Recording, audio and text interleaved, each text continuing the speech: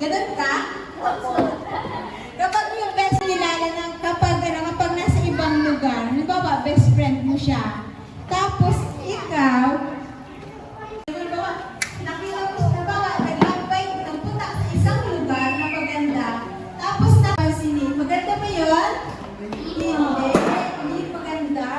So, ang story natin ngayon ay tungkol sa isang tao, hindi kinilala yung kanyang kaibigan. Yun, si Peter at si John, sabi nila, kailan?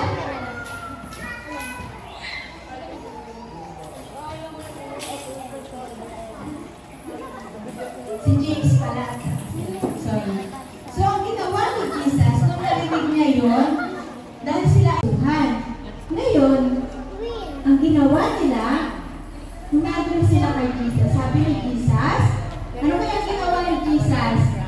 Kumuha si Jesus ng, okay, kumuha si Jesus ng, ano